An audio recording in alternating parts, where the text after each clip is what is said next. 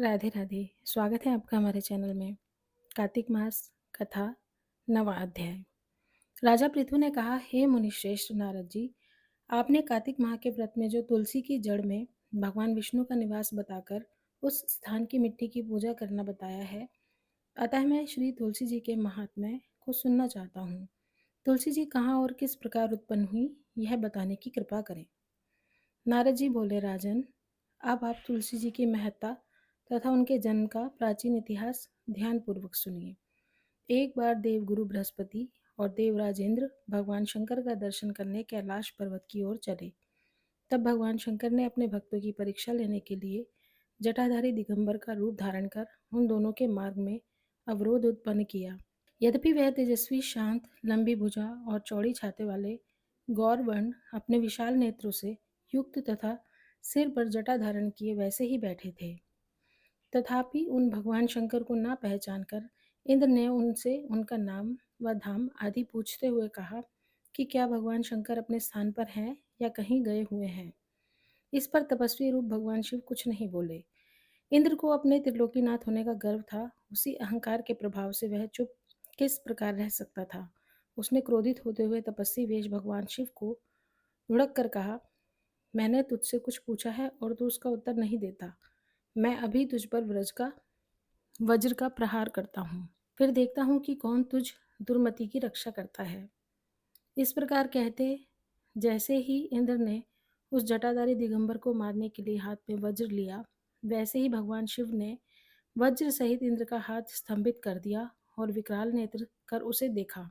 उस जटाधारी दिगंबर को प्रज्वलित देखकर बृहस्पति जी ने उन्हें पहचान लिया और भगवान शंकर को प्रणाम किया और दंडवत होकर उनकी स्तुति करने लगे।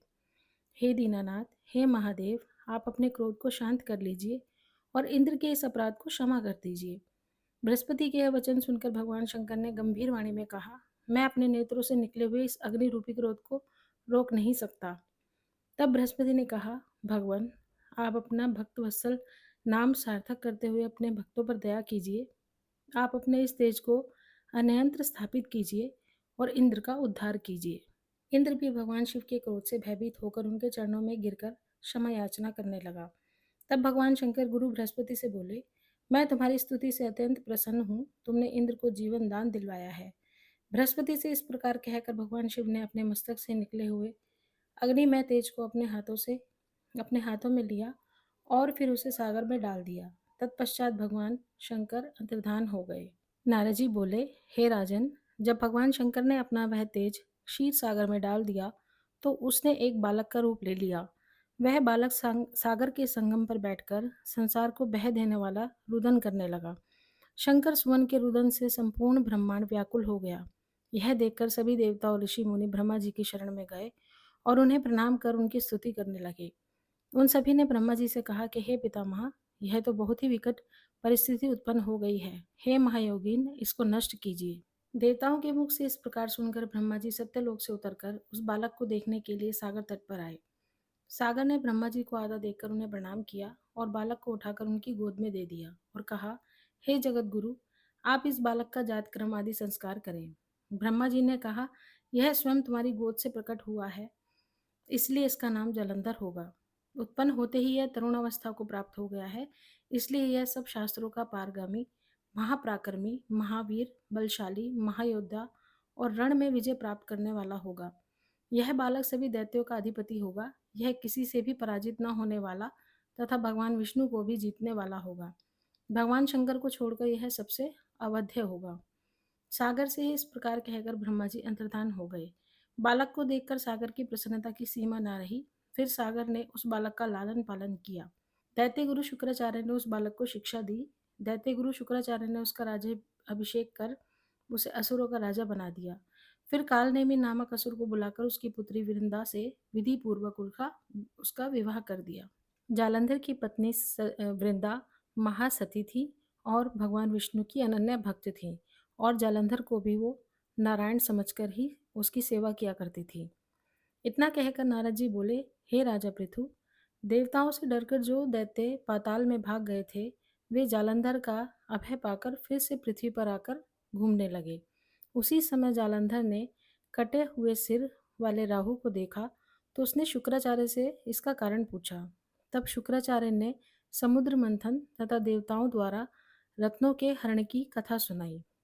इस प्रकार इस पिता का मंथन और दैत्यों का अनादर सुनकर जालंधर क्रोध में आकर घसमर नामक दूत को बुलाकर सुधर्मा के पास भेजा।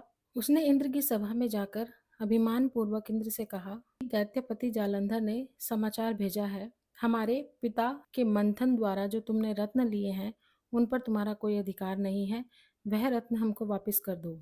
घसमर के ऐसे वचन सुनकर इंद्र ने विस्मय से कहा कि उस समुद्र मंथन से निकले हुए रत्नों पर दैत्यों का कोई अधिकार नहीं है, इसलिए हम वापस नहीं करेंगे। दूत ने जब यह समाचार जालंधर से जाकर कहा तो वह अत्यंत क्रोधित हुआ और देवताओं को जीतने का उपाय सोचने लगा। उसने सब दिशाओं तथा पातालों में अपने दूत भेजकर सब दैत्यों को बुलवाया और शुंभ तथा निशुंभ को अपना सेनापति बनाकर स्वर्ग के नंदन वन में जाकर इंद्र की अमरावतीपुरी को घेर लिया। तब देवता भी युद्ध के लिए बाहर निकल आए। देवताओं और दैत्यों में महायुद्ध छिड़ गया। युद्ध में मारे गए दैत्यों को शुक्राचार्य अपनी संजीवनी विद्या से जीवित करने लगे और बृहस्पति जी द्रोणाचल की दिव्य औषधियों से देवताओं को जीवित करने लगे। जब देवताओं के जीवित होने का समाचार दैत्यों ने शुक्राचार्य से कहा तो जालंधर ने अपने अनुचरों को द्रोणाचल पर्वत को समुद्र में फेंक देने का आदेश दे दिया।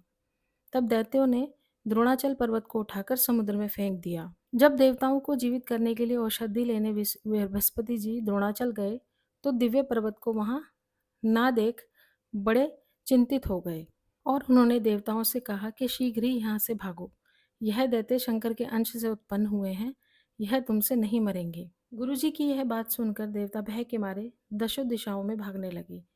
जालंधर ने जीत के नगाड़े बजाते हुए देवों की अमरावती नगरी में प्रवेश किया।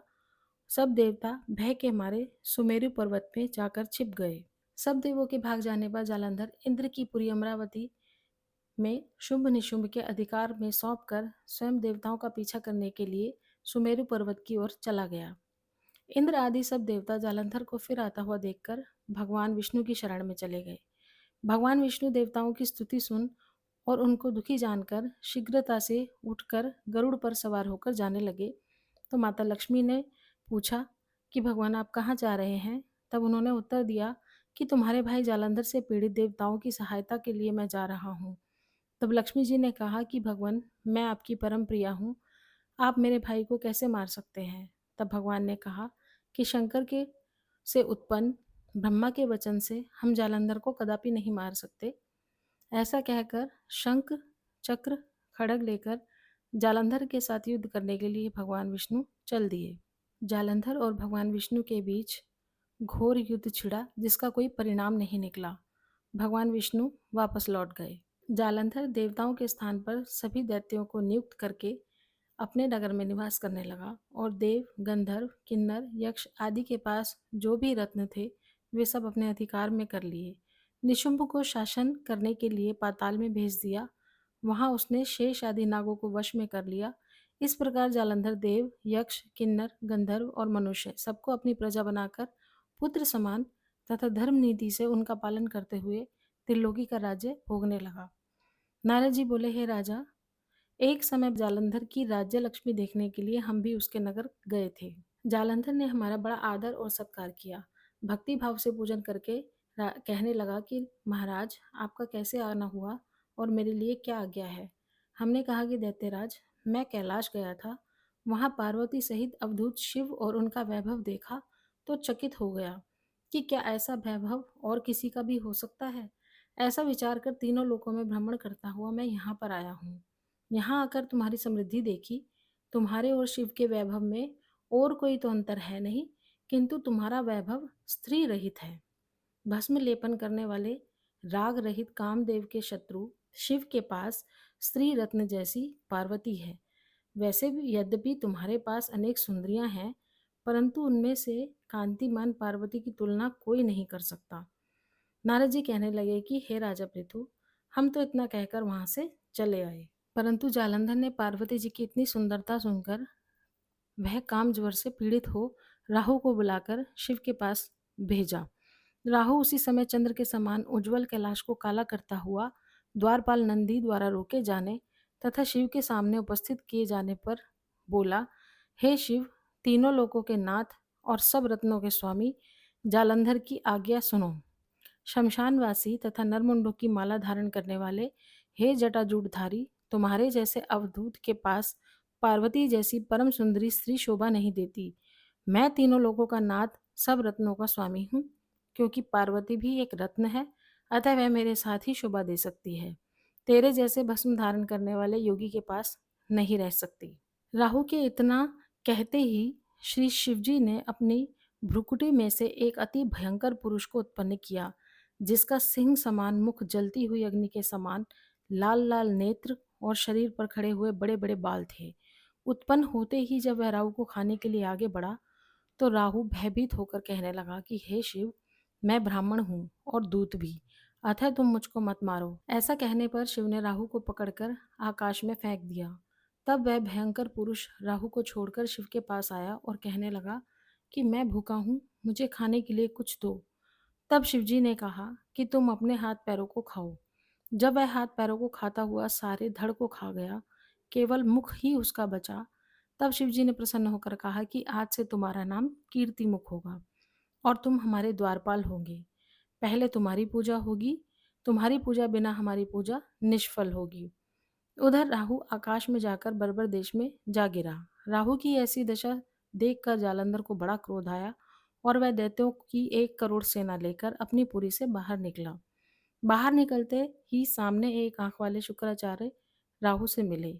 इनके अतिरिक्त और भी अनेक अपशकुन हुए, परंतु वह रुका नहीं। जब देवताओं ने जालंधर की कैलाश पर चढ़ाई देखी, तो छिपकर शिवजी महाराज को खबर दी। श्री शिवजी ने उसी समय भगवान विष्णु का स्मरण किया। स्मरण करते ही भगवान वहां आकर उपस्थित हो गए। तब शिवजी ने कहा कि भगवान, आपने देवताओं को पीड़ा देने वाले इस दैत्य को मारा क्यों नहीं? इतना ही नहीं, आप वहां जाकर उसके घर में विराजमान भी हो गए। तब विष्णु जी कहने लगे कि यह आपके अंश से उत्पन्न हुआ है और लक्ष्मी का भाई है, इस कारण मैंने इसको नहीं मारा। यह आपके हाथों से ही मारा जाएगा। तब शिवजी बोले कि यह तेजस्वी दैत्य हमसे ऐसे नहीं मारा जाएगा। आप सब इसको मारने के लिए अपना अपना तेज दे दीजिए। तब विष्णु सहित सब देवताओं ने अपना अपना तेज भगवान शिव को दे दिया। इसके बाद शिवजी ने उस तेज को इकट्ठा करके ज्वालामाली सुदर्शन चक्र बनाया और वज्र बनाकर जालंधर से युद्ध करने को तैयार हुए। शिवजी के भूत गणों की सेना में समस्त देवगण भी आकर सम्मिलित हो गए। उधर कैलाश के निकट जालंधर अपनी सेना लेकर आ पहुंचा। इधर कीर्तिमुख, नंदी आदि सब गण और देव सेना भी मैदान में आ डटी। तब जालंधर और देवताओं का ऐसा संग्राम होने लगा और दैत्यों को शिवगण बुरी तरह से मारने लगे। गणों की इस मार से घबराकर दैत्य सेना भागने लगी। दैत्य सेना को इस प्रकार भागते देखकर जालंधर के सेनापति शुंभ और निशुंभ तथा कालनेमी आगे आए। इनको देखकर दैत्यों ने अनेक प्रहार किए, जिससे देव सेना मार खाकर भागने लगी। तब गणेश और निशुंभ का महाघोर युद्ध हुआ। इस बार अपनी सेना को भागती देखकर जालंधर स्वयं रण में आ गया। देव सेना की ओर से वीरभद्र अनेक प्रकार के प्रहार जालंधर पर कर रहा था। तब जालंधर ने क्रोध में आकर अपना परिध उस पर दे मारा और उसके रथ की पताका काट दी। साथ ही जालंधर ने बाण वर्षा करके देव सेना में भगदड़ मचा दी। अपनी सेना की ऐसी दशा देख स्वयं शिवजी बैल पर चढ़कर युद्ध के लिए आए और आते ही दैत्य सेना पर बाणों के तीव्र प्रहार किए। इन प्रहारों से दैत्य सेना इस प्रकार भागने लगी जैसे कार्तिक मास के व्रत से पाप भाग जाते हैं। उसी समय शिवजी ने अपने बाणों के प्रहार से खड़रगोमा का सिर काटकर पृथ्वी पर गिरा दिया। तब जालंधर ने महाघोर ललकार की, तो शिवजी ने उसके रथ के घोड़ों और सारथी को भी मार गिराया। इस प्रकार जब दैत्य ने देखा कि शिव अजय हैं, तो उसने गंधर्व माया रची। गंधर्व और अप्सराएं नाचने और गाने लगी। शिवजी भी इस माया में फंसकर नाचने लगे और गाने लगे। जालंधर दैत्य श्री शिवजी को माया में फंसा देखकर महादेव जी का रूप धारण करके पार्वती जी के पास गया और पार्वती जी का रूप देखकर कामांध हो गया। पार्वती जी महादेव को आया देखकर खड़ी हो गई, परंतु तत्काल ही राक्षसी माया समझकर वहां से अंतर्धान हो गई। तब जालंधर पुनः युद्ध भूमि में आया। उधर जालंधर के चले जाने के बाद पार्वती जी ने भगवान विष्णु का स्मरण किया। तब भगवान विष्णु ने वहां उपस्थित होकर पार्वती जी को आश्वासन दिया। भगवान विष्णु ने सोचा कि जालंधर ने स्वयं अपनी मृत्यु का रास्ता बता दिया है। यह दुष्ट वृंदा के पतिव्रत धर्म के कारण ही मृत्यु को प्राप्त नहीं होता। अतः देवताओं के कार्य तथा भक्तों की रक्षा करने के लिए हमको ही वृंदा के धर्म को भंग करने का घोर कर्म करना पड़ेगा। ऐसा करने पर ही इस दुष्ट की मृत्यु होगी। इतनी ही देर में शिवजी भी राक्षसी माया से मुक्त होकर जालंधर को आया देख उसके साथ युद्ध करने को उद्यत हुए और उस पर अनेकानेक बाणों से प्रहार किया। कार्तिक मास कथा 9वां अध्याय समाप्त। राधे राधे।